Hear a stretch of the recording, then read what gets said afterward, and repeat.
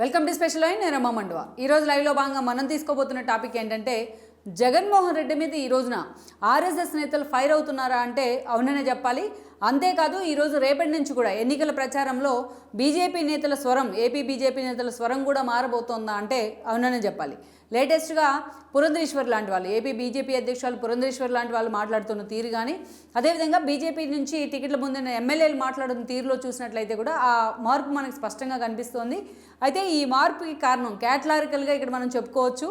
ఏదైతే మోడీ ఇటు కూటమితో జతకట్టి వచ్చి ఆయన జనసేన టీడీపీతో కలిసి చంద్రబాబు నాయుడు పవన్ కళ్యాణ్తో కలిసి ఒకే వేదికని పంచుకోవడం ఒక ఎత్తు అయితే, బట్ ఆ వేదికని పంచుకున్న తర్వాత ఆ వేదిక మీద నుంచి మోడీ ఏదైతే ఎక్కడా కూడా జగన్మోహన్ రెడ్డి విమర్శించకుండా జాగ్రత్త పడ్డారనే కొన్ని అనుమానాలు, కొన్ని సందేహాలు చాలామందిలో వచ్చాయి. ఒకవైపు చంద్రబాబుతోని, మరోవైపు పవన్ కళ్యాణ్ తోటి కూడా ఒక కూటమి కట్టి రేపటి ఎన్నికలకు వెళ్తున్న సమయంలో 2014 తరహాలోనే మోడీ ఎందుకు జగన్మోహన్ రెడ్డిని టార్గెట్ చేసే ప్రయత్నం చేయలేదన్న అనుమానాలు, అనేక రకాల ఊహాగానాలు, ఇంకా వైఎస్ఆర్సీపీని మోడీ అండ్ టీం ప్యాంపర్ చేస్తున్నారనే కొన్ని అంచనాలను అయితే తెర మీద తీసుకొచ్చాయి. అయితే వాటన్నిటికీ అతీతంగా ఈ రోజున పూర్తి స్థాయిలో జగన్మోహన్ రెడ్డిని టార్గెట్ చేసేందుకు అటు అమిత్ షా కానీ మోడీ కానీ సిద్ధమయ్యారనే ప్రచారం ఉంది.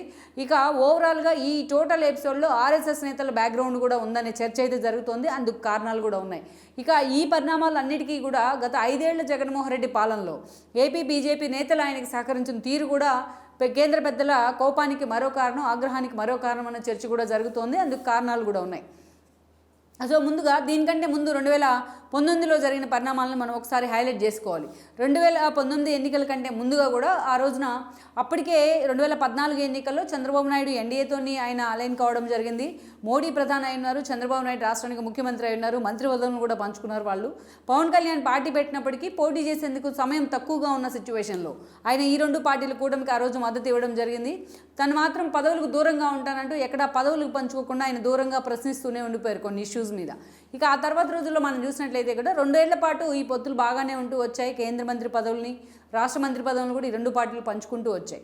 ఇక ఆ తర్వాత ఎప్పుడైతే విభజన హామీల వేదికగా ఒక రిఫ్ట్ అయితే స్టార్ట్ అయిందో, మోడీ వర్సెస్ చంద్రబాబు అన్న వాతావరణం అయితే రాష్ట్రంలో ఏర్పడింది. ఈ క్రమంలోనే ఏపీ గల్లీ నుంచి ఢిల్లీ దాకా చంద్రబాబు నాయుడు ఎన్డీఏ మీద, బీజేపీ మీద నిరసనలు వ్యక్తం చేస్తూ కూడా హడావిడి చేసే ప్రయత్నం కానీ, ఈ క్రమంలోనే ఎన్డీఏ నుంచి టీడీపీ ఆ రోజు అధికారికంగా బయటకు వచ్చింది. ఇదే సమయంలో ఇక ఎన్నికల ప్రచారం నాటికి ఈ పోరాటం మరింత పీక్స్కి వెళ్ళింది. మోడీ అండ్ చంద్రబాబు నాయుడు ఒకరిపైన ఒకరు విమర్శలు చేసుకునే దాకా కూడా వెళ్ళింది. అప్పుడే మోడీ లాంటి వాళ్ళు అటు హౌస్లో మాట్లాడుతూ, పార్లమెంట్లో మాట్లాడుతూ కూడా టీడీపీ వైఎస్ఆర్సీపీ ట్రాప్లో ఇరుక్కుంటుందంటూ కూడా ఆ రోజు విమర్శలు చేసిన పరిస్థితి. అయితే ఆ వ్యాక్యూమ్లోకి టీడీపీకి బీజేపీకి ఒక రిఫ్ట్ స్టార్ట్ అయిన తర్వాత ఆ వ్యాక్యూమ్లోకి వైఎస్ఆర్సీపీ రావడంలో కూడా సక్సెస్ అయింది. అదే సమయంలో విజయసాయి రెడ్డి లాంటి వాళ్ళు చేసిన లైజనింగ్ కారణంగా అటు బీజేపీకి కూడా జగన్మోహన్ రెడ్డి దగ్గరయ్యారు. ఇక ఆ క్రమంలోనే ఆ రోజున ఇక కాంగ్రెస్తోని చంద్రబాబు నాయుడు పొత్తులు పెట్టుకుని తెలంగాణ ఎన్నికలను ఫేస్ చేసిన సిచ్యువేషన్లో అటు కేసీఆర్ కూడా ఆయన వ్యతిరేకంగా మారారు. కేసీఆర్ రిటర్న్ గిఫ్ట్ పేరుతోని ఏపీలోకి ఎంటర్ అయి ఉన్నారు. బీజేపీ చంద్రబాబు నాయుడు మీద కోపంతో ఆ రోజు ఎన్నికలను ఫేస్ చేసిన పరిస్థితి ఉంది. ఈ క్రమంలోనే వాళ్ళిద్దరూ కలిసి జగన్మోహన్ రెడ్డి సీఎం కావడంలో సహకరించారన్న విమర్శ ఉంది. ఆ విమర్శలో చాలా వాస్తవం కూడా ఉంది.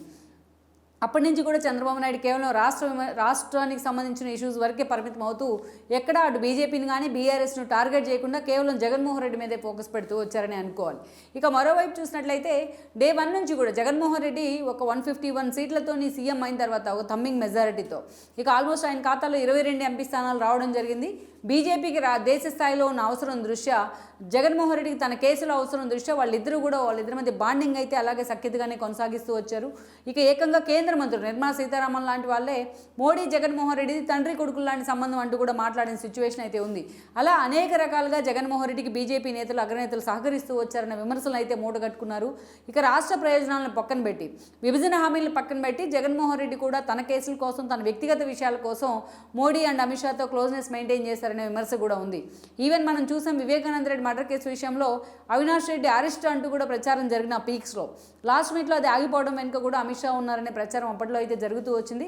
బట్ కారణం జగన్మోహన్ రెడ్డి కేసులు ముందుకు వెళ్ళకపోవడం కానీ, రాష్ట్ర ఆర్థిక వ్యవస్థ అస్తవ్యస్తం అయిపోతున్న బీజేపీ ఎక్కడ మాట్లాడకపోవడం కానీ, ఇక అదేవిధంగా రాష్ట్రానికి సంబంధించి అనేక రకాల విమర్శలు, ఏదైతే రివర్స్ టెండరింగ్ పేరుతో జగన్మోహన్ రెడ్డి రాష్ట్రం పరువు తీసే ప్రయత్నం చేసిన బీజేపీ ఎక్కడా కూడా బీజేపీ నేతలు ఆయన వార్న్ చేసే ప్రయత్నం చేయకపోవడం కానీ, సో ఇవన్నీ కూడా జగన్మోహన్ రెడ్డికి మోడీకి మధ్య నిజంగానే ఒక బాండింగ్ని అయితే తెర మీదకి తీసుకొచ్చాయి.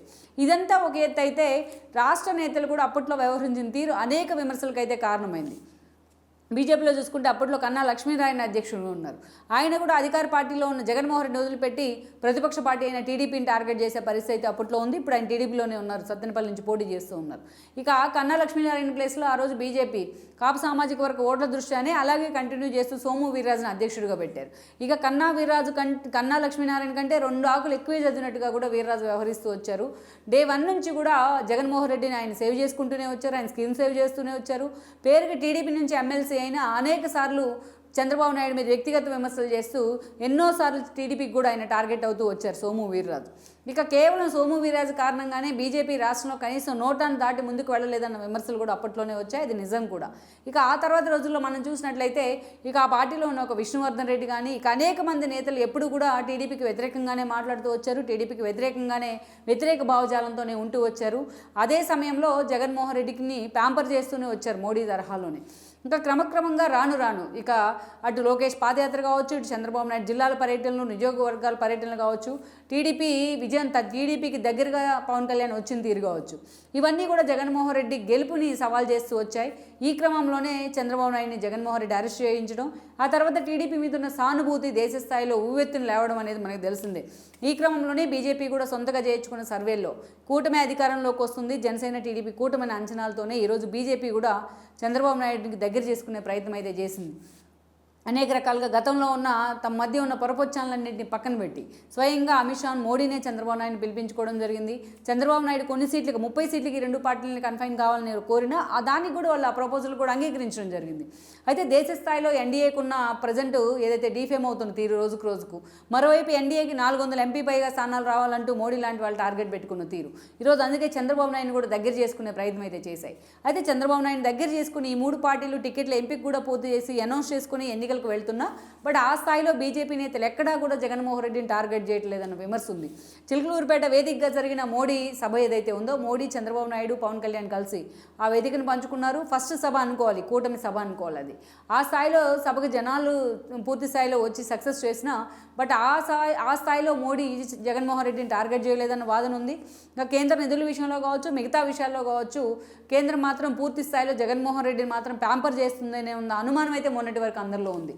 కానీ ఈ టోటల్ ఎపిసోడ్కి ఈ ప్రచారానికి ఈరోజు ఆర్ఎస్ పెద్దలు బ్రేక్ పెట్టే ప్రయత్నం చేస్తున్నారన్న చర్చ అయితే ఉంది. ఎందుకంటే చంద్రబాబు నాయుడు టువర్డ్స్ అమిత్ షా కానీ ఈరోజు మోడీ కానీ అడుగులు వేసేందుకు కూడా ఆర్ఎస్ఎస్ పెద్దల చొరవే కారణం అన్న ఒక వాదన అయితే ఉంది.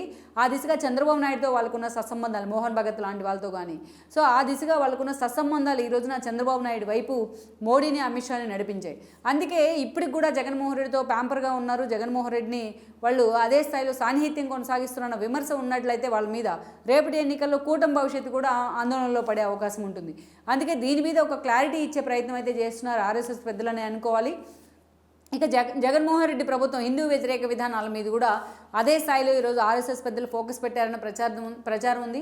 రథాలు తగలబడ్డం మొదలుకొని రామతీర్థం లాంటి ఇష్యూల వరకు అనేక సార్లు ఆర్ఎస్ఎస్ పెద్దలు ఇలాంటి ఇష్యూల మీదే ఫోకస్ పెట్టే ప్రయత్నం చేశారు. సో అవే కాదు, ఈరోజు జగన్మోహన్ రెడ్డికి సంబంధించి పార్షల్కి జీతాలు మొదలుకొని అనేక ఇష్యూల మీద కూడా వాళ్ళు ఎప్పటికప్పుడు అయితే రికార్డులు అయితే తెప్పించుకుంటూ ఉన్నారు, ఒక ఫీడ్బ్యాక్ అయితే తెప్పించుకున్నారు.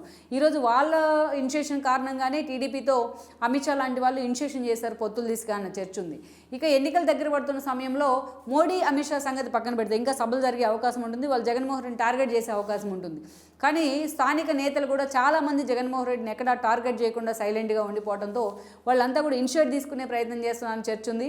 ఏదైతే మోడీ సభను సరిగా పర్సూ చేయలేదనే కారణం కావచ్చు, అటు ఈసీ రూపంలో దాదాపు 8 మందికి పైగా అధికారుల మీద, ఐపీఎస్ ఐఏఎస్ అధికారుల మీద వేటు పడిన పరిస్థితి అయితే మనం చూసాం. అంతేకాదు ఇక ఈసీ కూడా ఎక్కడికక్కడ చర్యలు తీసుకుంటూ వస్తుంది, కొన్ని ఇష్యూస్కి సంబంధించి, కొన్ని జిల్లాల్లో ఉన్న కంప్లైంట్కి సంబంధించి.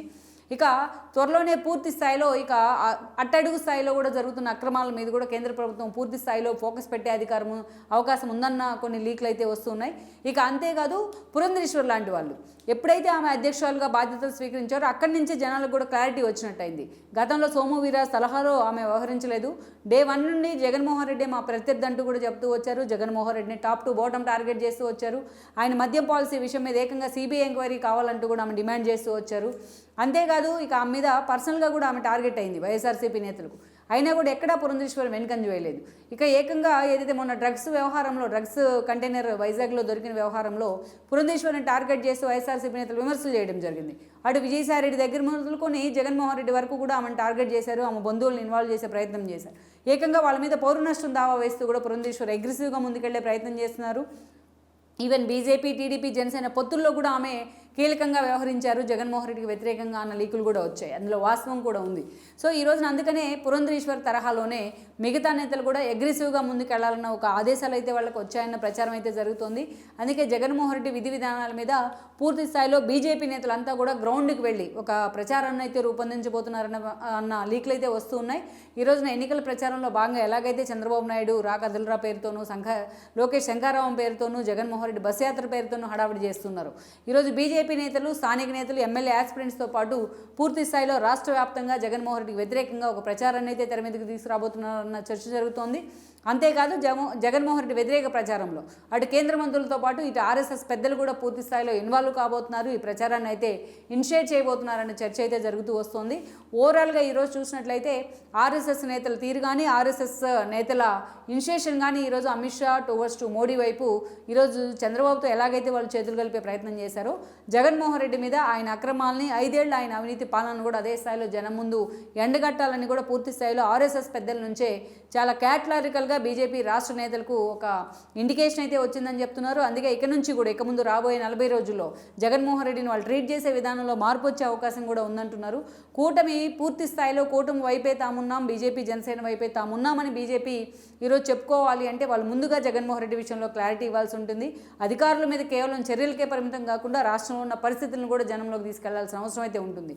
అందుకే ఈ వాస్తవాన్ని గుర్తించిన ఆర్ఎస్ఎస్ పెద్దలే ఈ అంశాన్ని కూడా ఇనిషియేట్ చేసే ప్రయత్నం చేస్తున్నారు. నేతలతో, స్థానిక నేతలతో కూడా వాళ్ళు పరిశీలి చేసే ప్రయత్నం అయితే చేస్తున్నారని చర్చ అయితే ఉంది.